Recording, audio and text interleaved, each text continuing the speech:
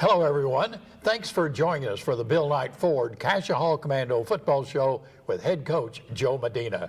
Coach Medina, when we take a look at what happened on Friday night, Oologah 43, Cascia Hall 7, wasn't a pleasant night, but there's always something positive that can come from it. Well, yeah, it was a pretty bad homecoming game for us, you know, and it was such a great homecoming week overall for the school. The kids were very involved and all that, and we just didn't hold up our end of the bargain. We weren't ready to play, as was very indicative by all the turnovers and the mistakes that we made. But, you know, we hung in there. We gave ourselves chances and just couldn't come through with the right play at the right time. You know, that was something that jumped out at me, and that was so very true. And I think a lot of fans maybe watching don't see that, but there were times that it was just one mistake really magnified itself on you. Well, you know, again, we were down 9-0 and not playing very well, and it probably could have been a lot worse. And then we get the big play on the punt return for the touchdown to make it a 9-7 game, and then they drive down and score to make it 16-7. And really, it should have been 16-7 at half, but again, the mistakes came back and really hurt us. Well, Coach, let's roll into action here and pick up play on the first half, Oologah at Cascia Hall. Well, you don't, seldom do you see a penalty as a highlight, but that was just very indicative of what was going to happen. Had a false snap there, set up a 2nd and 15. Now we rally here, we make a good play, nice throw there from James Rouse to Chris Spurl for a big gain. Hand the ball off here, trying to get the ball outside because Oologah was so big, but then they're also very quick on the outside too. Penalty ends up getting us a holding call. Rouse again back to pass. Here's another, well, I thought this was a positive play, almost a positive play there. Grant Summers with a nice catch. Something that was positive, we had Tristan Sims have to punt for us this week since our starting punter was out, and he did a very good job with that. Hopefully he'll continue to progress. Going deep on the first play, we lose some coverage there. We don't fade out with the receiver, and nice throw and catch by the Mustang quarterback and receiver. And then their good running back gets in for a quick 7-0 score. We're back here on offense, so the little comeback route again, moving the chains, moving the balls. You know, things look good here. Hand the ball outside. This is Grant Ward. He picks up good yardage. Okay, so we've had a little success. And then we come right here and they make a great play, cause one of the 3 fumbles in the game that we lose. And so they set up shop inside the 50-yard line. Going to try to take a shot again after the turnover. They barely miss it. So we dodged a bullet, got benefited there by a holding penalty, puts them back, and the defense stiffened and forced them to punt. Punting here, nice return here by Dalton Turner. He just kind of a nifty return, sifts his way through there. He's going to set us up with good field position, but we get a penalty on the punt return, which sets up this negative play. Got a bad snap from the center. Quarterback can't handle it, tries to make something happen, and they ruled that intentional grounding, which gives them the safety and 9-0. Again, right now we got to stop the damage, so the defense has really got to play big after the kickoff, after the safety. We jump off sides there on a 3rd and 5, which gives them a first down. Another just really mental mistake on our part. Try to run the ball inside, and the defensive line does a good job. Jesse Wood and Cater Colmia throw the ball outside here, and a nice tackle there. I believe that is Brett Boone and Jake Hall with a nice tackle from their linebacker position. Time to get something going here. Rouse back to pass, finds Trayson Rayleigh, makes a nice gain here, gets us inside of Mustang territory. As the game moves on in the second quarter, we couldn't do anything with it, so Sims has to punt the ball again. Fumbled on the punt there, and we're right there to get it, but unfortunately lose the battle, get the ball stolen away from us there, so we lost an opportunity to close the game to 9-7 there.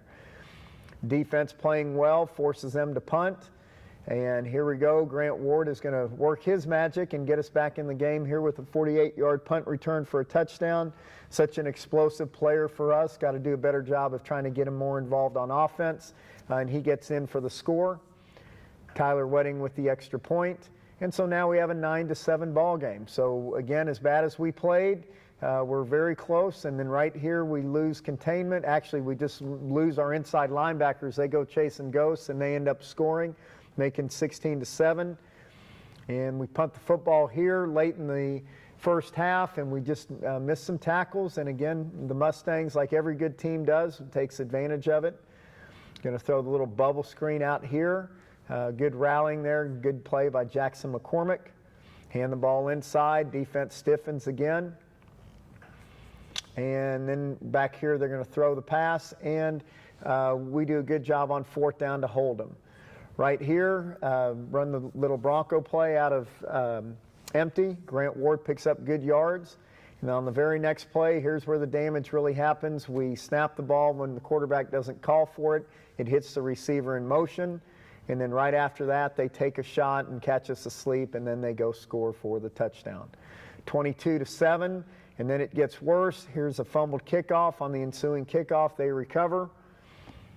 And then they are going to march the ball down here.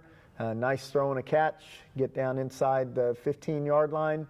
And then pretty play here. Great job by their wide receiver on the tunnel screen. Makes a nice move there. We lose our pursuit angles, and he's got good speed to get to the end zone for the final touchdown of the first half. 29-7.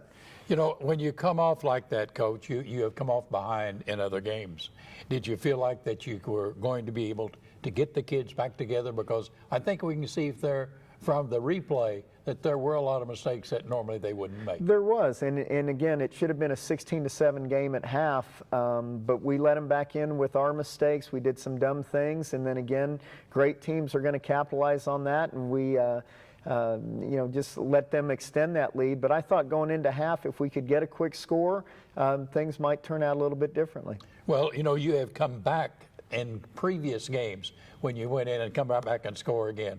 But against Oologah, they were a very good football team. They were a very good football team. They're a team that they got some players back that were injured for most of the year, and they made a big difference. A good defensive end came back and gave us fits on the offensive line. And then, of course, their starting linebacker, the commit that's going to Kansas State, came back, and he's a heck of a ball player. So we caught them on a bad night for us, a good night for them.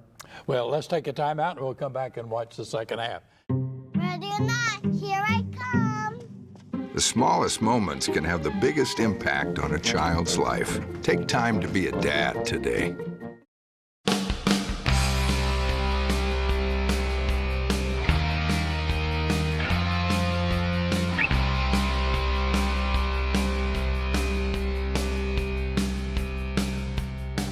Welcome back to Bill Knight Ford Cascia Hall Commando football show with head coach Joe Medina. Coach Medina, what do you tell your kids at halftime when you go in behind 29-7? Just to keep playing and keep competing, and just try to eliminate the mistakes that got us in this bind. And I thought the important thing was to come out and get a good defensive stand and then see if our offense could capitalize off of that. Well, did you feel like as they did come out that they were on the right track mentally? Honestly, no. I mean, it was just one of those weeks, and you could kind of just sense that their dauber got down a little bit when we gave up those scores. So it was going to have to take a big play and a turnover to get us back into the game. Well, let's roll into action here in the second half. Oologah at Cascia Hall. Well, again, the key thing was let's get a defensive stop, make them punt. We start out here, they try to go outside, and our pursuit gets them. Hand the ball inside, and again, Brett Boone making a nice play there, and Jake Hall, two inside linebackers, playing well. Again, trying to run the same play inside, but our defensive line does a good job there making tackles. Back to pass they go here, try to take a shot deep, and I believe this is Chandler Sokolowski with the good coverage over there.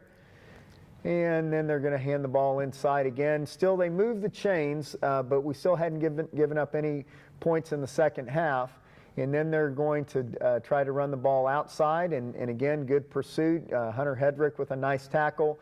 Then they're going to go to a little razzle-dazzle after the penalty here, but great play by Zach Powell for the interception to thwart the drive. So, you know, there's our big play. There's our turnover that we needed. Now it's up to the offense to capitalize. Try to run Grant Ward outside, but they made their adjustments, couldn't do anything with it. So we had to punt the ball back, and now Oologah is going to get in a groove here, start hitting some short passes underneath, hand the ball inside again to their big running back. Again, we played that well this game. And then they go to a little wildcat here with number 3, who we thought was a pretty good athlete, but he didn't do a whole lot against us.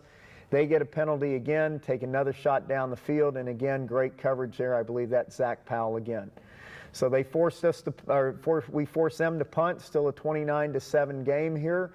Throw the ball out to Cannon Montgomery for a nice first down. Tanner Schwab there for another first down. So again, we're moving the chains, getting close to midfield.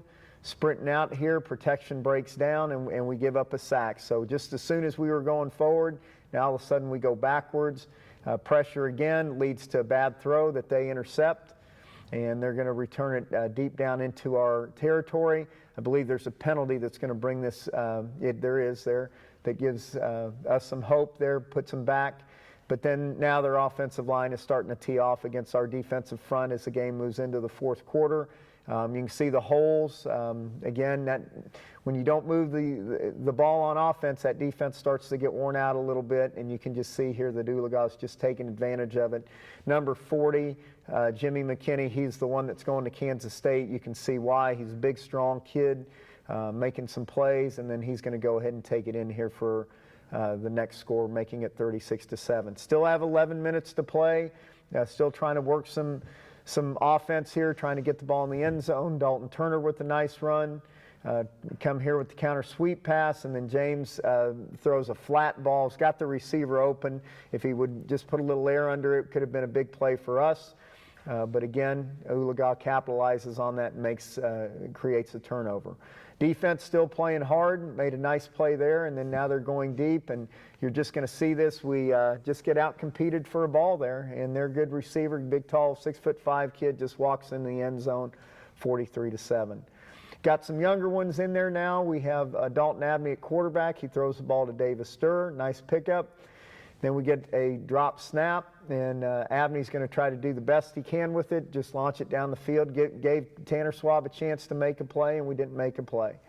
Ball goes over, went for it on fourth down there, had nothing to lose, just trying to get an extra rep. And so now, again, the young ones are on defense here. Good stop there by Davis Sturr. That was our crash of the week. I think they're going to take the ball outside here, and this is Connor Barrett and Lewis Guillory making a nice play, tackle for a loss. And again, they're just doing a nice thing here, running the clock out for us, and nice tackle there by the interior of the defensive line. Back on offense here, hand the ball to Jared Mason over the right side, picks up a few yards. Going to give the ball again to Jared Mason, same play over the right side, just trying to work some plays. And that's the way the game ended at 43-7. Not a good night for the Commandos. But one thing always comes through my mind, Coach, that regardless of the score of the game, win or lose, I think a coach comes away with certain things that he's really thinking about. What did you come away with on this game? Oh, just that we need to, prepare a little bit harder, get our mental focus better. I thought the kids continued to compete. We had some players that are really going out there and giving us great effort. And with that effort, if we correct the mistakes, I think, we should hopefully win the rest of our games and be comfortably in the playoffs. Overall, did Oologah bring anything that you weren't expecting? No, I knew they were a good team from playing them last year, and it was pretty much the same team, and we knew they were going to get their players back. They just were awfully tough on defense. We thought we maybe could get outside on them, but we couldn't. We knew we couldn't get inside on them, so we had to resort to throwing the ball. And I thought their quarterback did an excellent job of throwing the football. They did. They're a very talented football team, and one that we'll probably see again later on in the playoffs. Well, let's just get us a couple of players in here and visit with them, and then we'll just forget Oologah for a while. Sounds good. Stay with us here on the Bill Knight Ford Cascia Commando Football Show. We're back with Coach Medina and two very special guests right after this.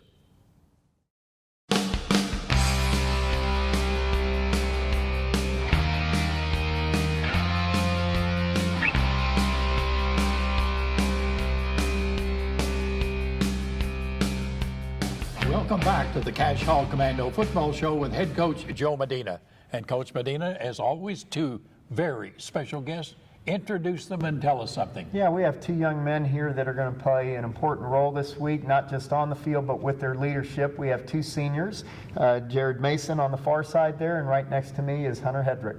Well, Jared, we're going to start with you. A very disappointing homecoming game, and I think you would agree with this. We've heard Coach Medina and his analysis, Now, from a player standpoint, give us your perspective on why we lost the game on Friday night.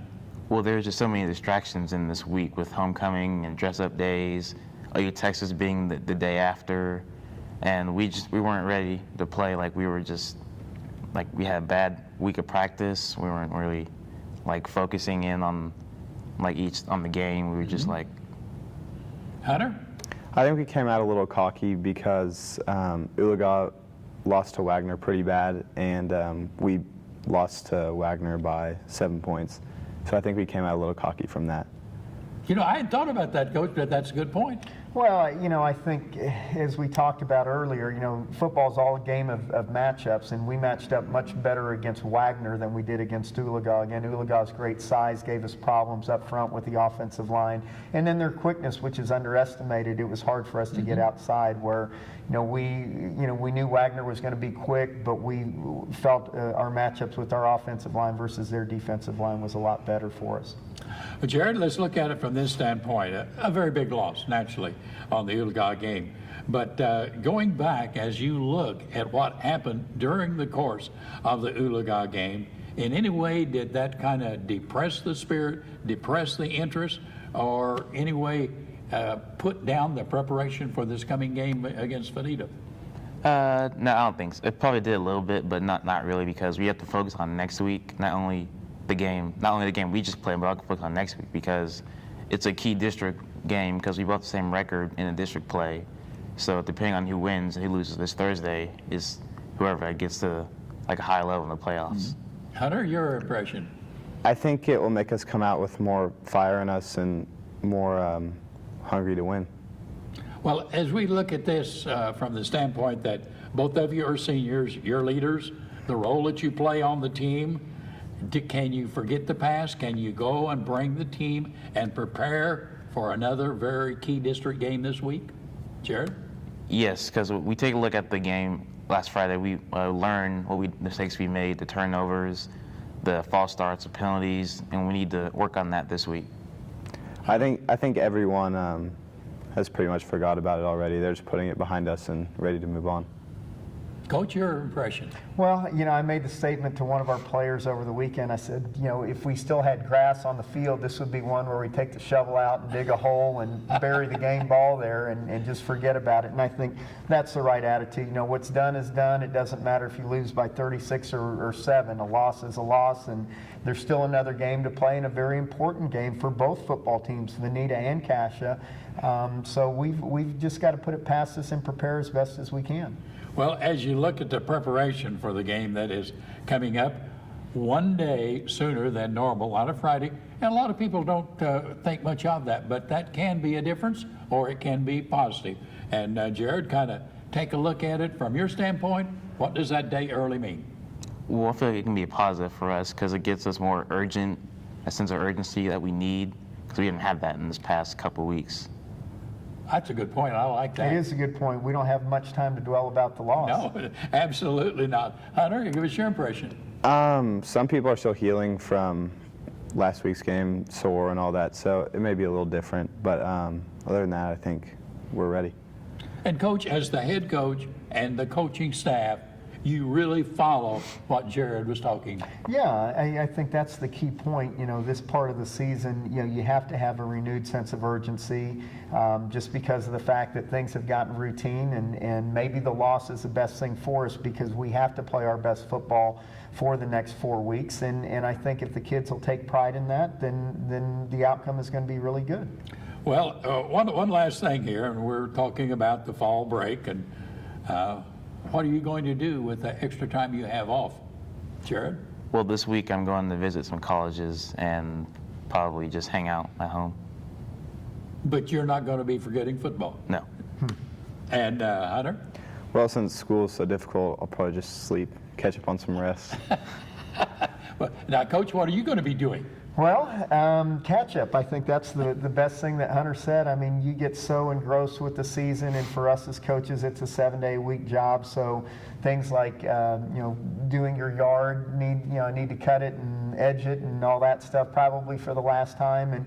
And as both of them said, just get some rest because the season is long and there's still a lot of football left to be played. So we're going to enjoy the day off. Well, you will have Friday, Saturday, and Sunday off. Back in school on Monday? Back in school on Monday. So the Monday routine, will it be kind of double what it would have been normally? Well, this week it is because we've lost a day, but the following week we'll get back to the regular routine. Just to the normal schedule. Yep. Well, we want to wish you the very best of luck, and I think that you're going to turn it around and can't wait to watch you take on the Hornets from Medina. Stay with us here on the Cascia Hall Commando Football Show. We're back with Coach Medina in just a moment. Everybody down! Movies are one thing, but in the event of a real earthquake, you should drop, cover, and hold on. Visit ready.gov/earthquake, and you'll be seen as a hero by your loved ones. Visit ready.gov today.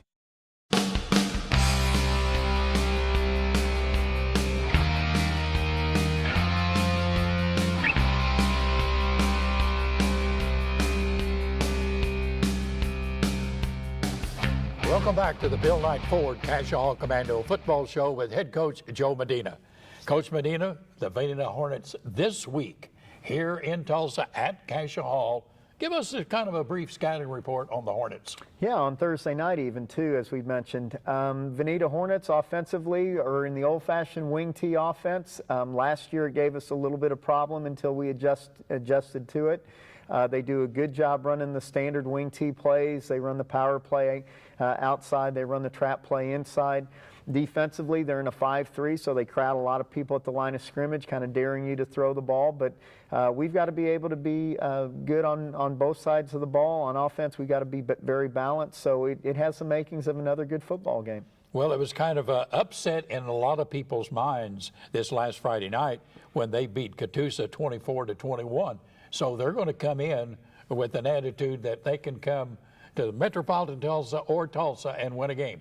Yeah, and it's interesting because Catoosa is a team that has beaten us the last 2 years, and I have a great deal of respect for their program. And Veneta came from behind and actually had to thwart a late rally by Catoosa there for the win. So obviously they're very capable, and so we have to be ready to play. And as the kid said, we have to come focused and ready to go. Now, you talked a little bit about the offense that Veneta runs. How about defensively? What will they do that possibly could cause you some problems? Well, again, in that 5-3 defense that I mentioned, they like to crowd the line of scrimmage and they like to just get penetration in the backfield and try to mess your plays up that way. So it's going to be important for our offensive line just to step and block whoever's in their gap and for the running backs to find the creases and go.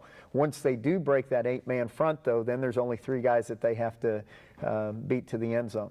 Well, going back to taking a look at the Commandos, coming off the loss like this, then to me, they would really be coming out to try to prove that what people were talking about and saying them early on was really true. Do you feel that as a coach? Yeah, I think the biggest thing here is just, again, to put the game behind us and get back in the saddle again and just go back to work and execute our offense. I know for us as coaches, we have really, really minimized the game plan just to get us back in the groove and not worry so much about trying to outthink the other team. It's just coming off the ball and going and playing. And I think at this point, I need to say that we hope that all of the supporters for the Cascia Hall Commandos come out on Thursday night, support the Commandos, forget last week, and start all over here in district play. Yeah, I think the biggest positive from last week was we had a heck of a crowd. Great crowd. It was a great crowd, and our student section got really involved. They all sat together. They were all cheering. So that's what we need to have for the rest of the week, or for the rest of the season, and especially this week. If they could just delay their fall break plans by a few hours and go the game, I think everybody will benefit from it. Coach, kind of give us a little opinion here on District 4A3. To me, it is tough. And when you look on down, you have Veneta, Catoosa, McLean, Cleveland. No gimmies. There is no gimmies. You know, you have Wagner and McLean on top at 3-0, Oologah in second place at 2-1, and then a bunch of teams, including ourselves, at 1-2. So there's going to be a lot of shifting this week as some of those 1 and 2 teams play against each other. For instance, Cascia Hall and Medina.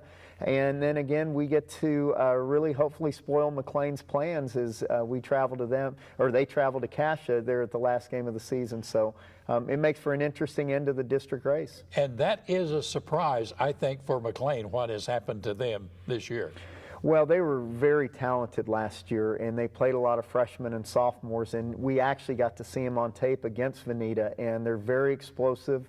The quarterback, who I believe is either a sophomore or a junior this year, is really fun to watch, and they play great defense. And last year we had a hard time running the ball, and we had to beat them throwing it. So again, we'll get to McLean there, but still a lot of football to play. You know, it seems like every week that you find something in the paper on 4A3, whether it's from Cascia Hall, Wagner, Oologah. But how about the field goal kicker for McLean? I guess I missed that story. You'll have to fill me in. He was a soccer player, a senior, first year to play, and he kicks a 38-yard field goal to win. Yeah, again, with a few seconds to go. They're good in all three facets is what that tells me. So again, it's such a competitive district, and I think you said it best in the break. You know, every week is a playoff game in this district, because now we have a bunch of teams just fighting for their playoff lives, ourselves included. But we're just going to go back to work and take it, you know, as business as normal. Well, I think that we're going to see where a district like 4A3, when they get to the playoffs, they're used to having a playoff game every week the last 5 weeks of the season. Yeah, as long as we don't beat each other up too bad. Yeah, you're always interested in that. But and speaking of that, real quickly, any injuries that is going to be significant? Yeah, we were missing two-way starters on Friday, and it made a big difference. And don't know if we're going to get them back, but again, we just have to have guys step up and fill those roles and play them to the best of their abilities. Well, Coach, I want to wish you the very best of luck Thursday night when Veneta Horns come to town, and hopefully we'll talk about a win here next week. Sounds good, JV. Thanks for being with us today on the Cascia Hall Commando Football Show with head coach Joe Medina, and we'll see you again next week.